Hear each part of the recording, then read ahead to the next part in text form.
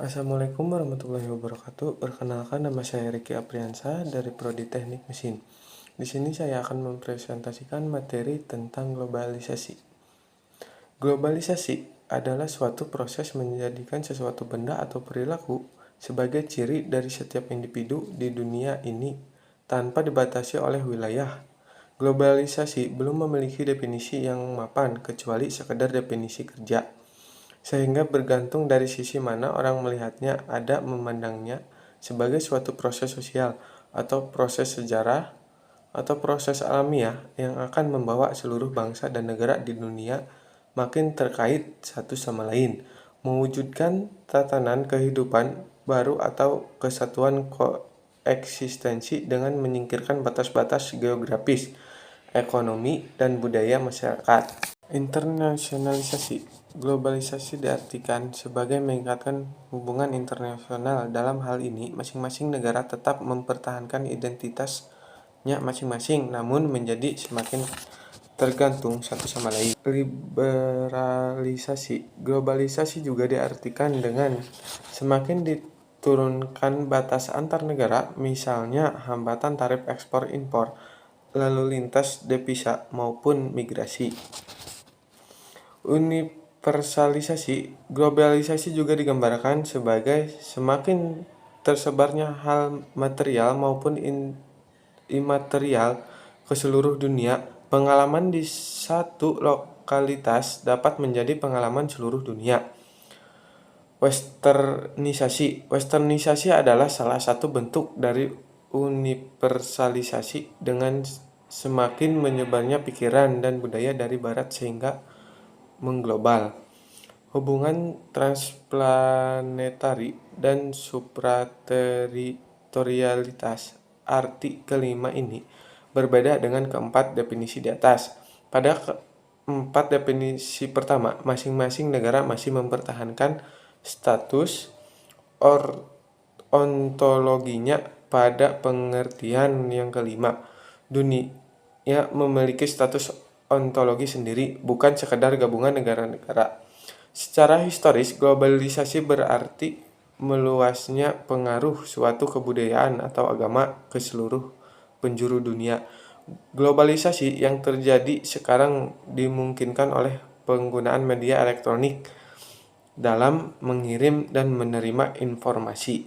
Efeknya adalah bahwa ruangan dan waktu menjadi kecil. Apa yang terjadi di suatu belahan dunia akan mempengaruhi belahan lainnya.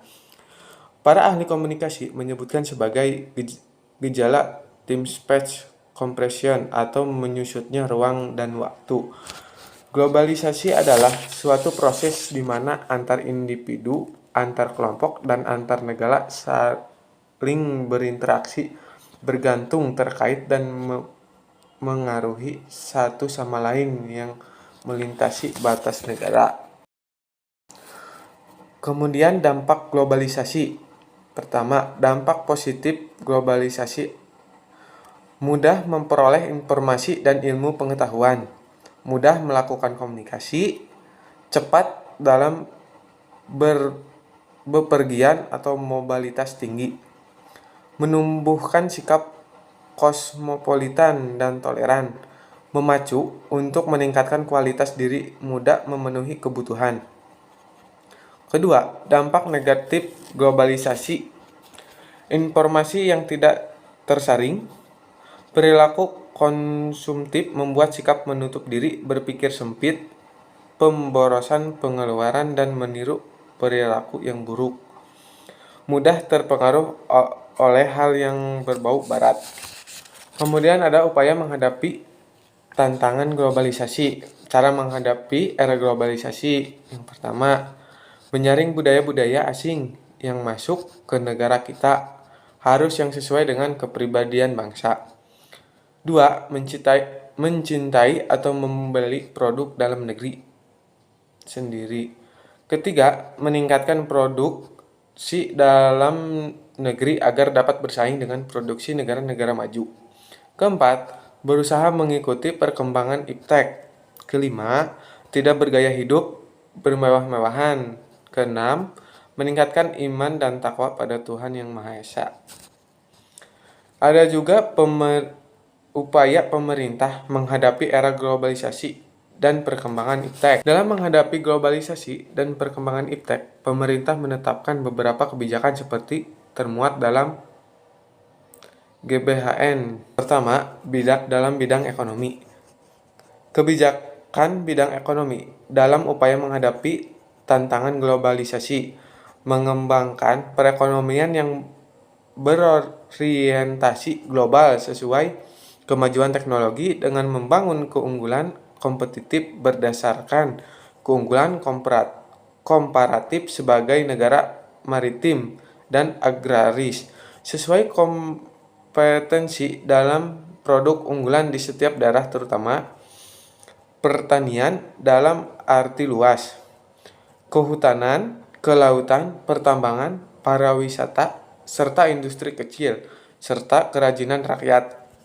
Mengembangkan kebijakan industri, perdagangan, investasi dalam rangka meningkatkan persaingan global dengan membuka aksesibilitas yang sama terhadap kesempatan kerja dan berusaha bagi segenap rakyat dan seluruh daerah melalui keunggulan kompetitif, terutama berbasis keunggulan sumber daya manusia dengan menghapus segala bentuk perlakuan diskriminatif dan hambatan.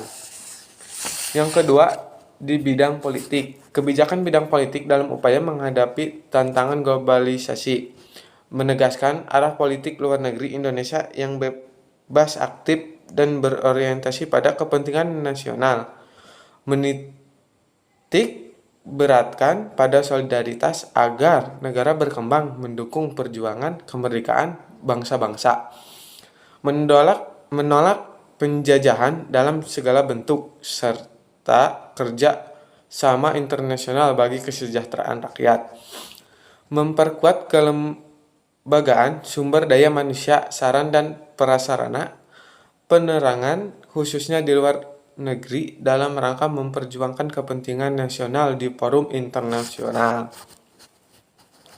Ketiga, di bidang agama. Kebijakan bidang agama dalam upaya menghadapi tantangan globalisasi, meningkatkan kualitas pendidikan agama melalui penyempurnaan sistem pendidikan agama sehingga lebih terpadu dan integral pada sistem pendidikan nasional dengan didukung oleh saran dan prasarana yang memadai. Meningkatkan peran dan fungsi lembaga-lembaga keagamaan dalam ikut mengatasi dampak perubahan yang terjadi dalam semua aspek kehidupan untuk memperkokoh jati diri dan kepribadian bangsa, serta memperkuat kerukunan hidup bermasyarakat, berbangsa, dan bernegara. Keempat, dalam bidang pendidikan. Kebijakan bidang pendidikan dalam upaya menghadapi tantangan globalisasi, meningkatkan kemampuan akademik dan kesejahteraan tenaga kependidikan sebagai kependidikan mampu berfungsi secara optimal, terutama dalam peningkatan pendidik watak dan budi pekerti agar dapat mengembalikan wibawa lembaga dan tenaga pendidikan. Meningkatkan kualitas lembaga pendidikan yang diselenggarakan baik oleh masyarakat maupun pemerintah untuk menetapkan sistem pendidikan yang efektif dan efisien dalam menghadapi perkembangan ilmu pengetahuan, teknologi, dan seni. Yang kelima, dalam bidang sosial budaya. Kebijakan bidang sosial budaya dalam upaya menghadapi tantangan globalisasi, mengembangkan dan membina kebudayaan nasional bangsa Indonesia yang bersumber dari warisan budaya leluhur bangsa, budaya nasional yang mengandung nilai-nilai universal termasuk kepercayaan terhadap Tuhan Yang Maha Esa dalam rangka mendukung terpeliharanya kerukunan hidup bermasyarakat dan berbangsa dan bernegara.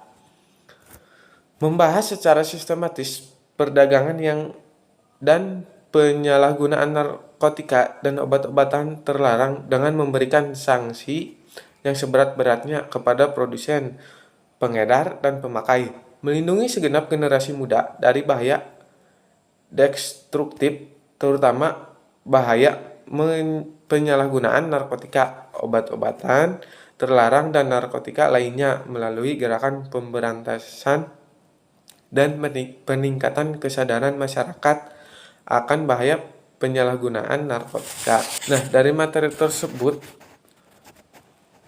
adapun kesimpulan dari pembahasan di atas adalah globalisasi adalah suatu proses menjadikan suatu benda atau perilaku sebagai ciri dari setiap individu di dunia ini tanpa dibatasi oleh wilayah. Globalisasi belum memiliki definisi yang mapan kecuali sekedar definisi kerja, sehingga bergantung dari sisi mana orang melihatnya. Globalisasi adalah suatu proses di mana antar individu, antar kelompok, dan antar negara saling berinteraksi, bergantung, terkait, dan memengaruhi satu sama lain yang melintasi batas negara. Globalisasi memiliki dampak, yaitu dampak positif dan dampak negatif, sehingga perlu campur tangan pemerintah agar globalisasi tidak menjadi masalah yang rumit di Indonesia. Adapun saran yang dapat penulis sampaikan adalah bahwa sebagai manusia kita harus pandai menyaring kembali apapun bentuk perbedaan atau hal asing yang masuk ke negara kita, sehingga kita tidak terkena dampak dari globalisasi dan apapun bentuknya. Kita harus tetap mendukung budaya asli negara Indonesia karena itu adalah bentuk warisan nenek moyang kita. Sekian presentasi dari saya. Mohon maaf bila ada kesalahan kata-kata.